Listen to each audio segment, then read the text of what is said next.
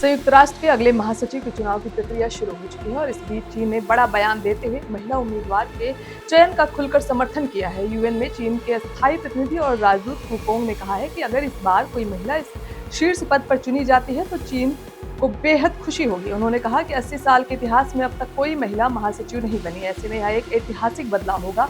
इस पद की दौड़ में इस समय 4 उम्मीदवार शामिल हैं, जिनमें 2 महिलाएं और 2 पुरुष हैं। महिला उम्मीदवारों में मिशेल बेचलेट और रेबेका ग्रिस्पान शामिल हैं। संयुक्त अरब अमीरात के फुजैरा पेट्रोलियम इंडस्ट्री जोन में हुए ड्रोन और मिसाइल हमले ने बड़ा तनाव पैदा कर दिया। इस हमले के दौरान लगी भीषण आग में 3 भारतीय नागरिक घायल हो गए हैं। घटना के बाद पूरे क्षेत्र में सुरक्षा अलर्ट जारी कर दिया गया और एयर डिफेंस सिस्टम को सक्रिय कर दिया गया। भारत सरकार ने इस हमले पर कड़ा रुख अपनाते हुए साफ कहा है कि भारतीय नागरिकों की सुरक्षा से कोई समझौता बर्दाश्त नहीं किया जाएगा। विदेश मंत्रालय के प्रवक्ता रणधीर जायसवाल ने हमले की निंदा करते हुए कहा कि भारत स्थिति पर लगातार नजर बनाए हुए और स्थानीय प्रशासन से संपर्क में है। पश्चिम बंगाल समेत भारत के 4 राज्यों और एक केंद्र शासित प्रदेश के विधानसभा चुनाव नतीजों ने अंतर्राष्ट्रीय स्तर पर बड़ी सुर्खियां बटोरी। विदेशी मीडिया ने इन नतीजों को ऐतिहासिक बताते हुए खास तौर पर पश्चिम बंगाल में बीजेपी की जीत को बड़ी राजनीतिक घटना के रूप में दिखाया है। रिपोर्ट्स में इसे ममता बनर्जी के लंबे शासन के बाद सत्ता परिवर्तन के तौर पर देखा जा रहा है। अंतर्राष्ट्रीय मीडिया रिपोर्ट्स के मुताबिक लंदन से लेकर न्यूयॉर्क और ढाका तक इन चुनाव परिणामों को प्रमुखता से कवर किया गया। होर्मुज स्ट्रेट में अमेरिकी जहाजों पर कथित हमले के बाद पश्चिम एशिया में तनाव और बढ़ गया है। इसी बीच अमेरिका के राष्ट्रपति ट्रंप ने ईरान को बेहद कड़ी चेतावनी दी है। ट्रंप ने कहा है कि अगर अमेरिकी जहाजों पर हमला जारी रहा तो धरती के नक्शे से उसका नामो निशान मिटा दिया जाएगा। ट्रंप का यह बयान अमेरिकी मीडिया चैनल को दिए गए इंटरव्यू में सामने आया है। यह प्रतिक्रिया उस घटना के बाद आई है जिसमें ईरान का आरोप है कि उसने होर्मुज से गुजर रहे कुछ जहाजों पर हमला किया। ये जहाज अमेरिकी केंद्रीय कमान की प्रोजेक्ट फ्रीडम पहल के तहत सुरक्षित मार्गों से गुजारे जा रहे हैं।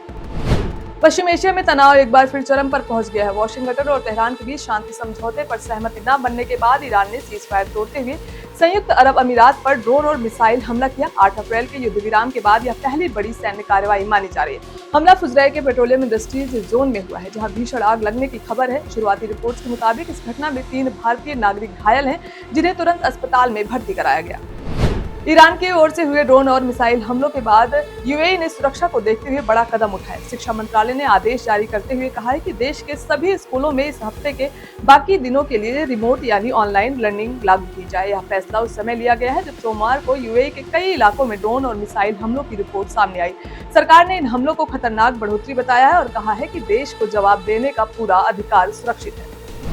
यूएई पर हुए मिसाइल हमलों और ड्रोन हमलों को लेकर पाकिस्तान ने सख्त प्रतिक्रिया दी है। पाकिस्तान के प्रधानमंत्री शहबाज शरीफ ने इन हमलों की निंदा करते हुए इसे नागरिक ढांचे पर हमला बताया। शरीफ ने सोशल मीडिया एक्स पर कहा कि पाकिस्तान इस कठिन समय में यूएई के साथ मजबूती से खड़ा है। उन्होंने कहा कि पाकिस्तान राष्ट्रपति शेख मोहम्मद बिन जायद अल नहयान और यूएई की जनता के साथ पूरी एकजुटता व्यक्त करता है। उन्होंने यह भी कहा कि सीज फायर का पालन बेहद जरूरी है ताकि क्षेत्र में स्थायी और शांति स्थिरता के लिए कूटनीतिक बातचीत को आगे बढ़ाया जा सके।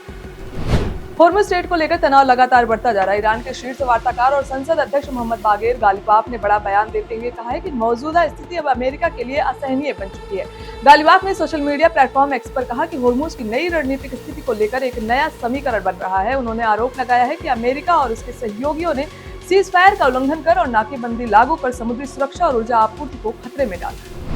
ईरान युद्ध के चलते होर्मुज स्ट्रेट के बंद होने से पैदा हुए वैश्विक तेल संकट के बीच जापान को रूस से कच्चे तेल की पहली खेप मिली है। रिपोर्ट्स के मुताबिक यह तेल रूस के सखालिन 2 गैस प्रोजेक्ट से आया है, जो पश्चिमी प्रतिबंधों से मुक्त माना जाता है। मीडिया रिपोर्ट्स के अनुसार एक टैंकर पश्चिमी जापान के इमाबारी तट पर पहुंची। यह डिलीवरी ऐसे समय में हुई है जब जापान अपनी 95% तेल आपूर्ति के लिए मध्य पूर्व पर निर्भर है और अब वैकल्पिक स्रोत तलाश रहा है।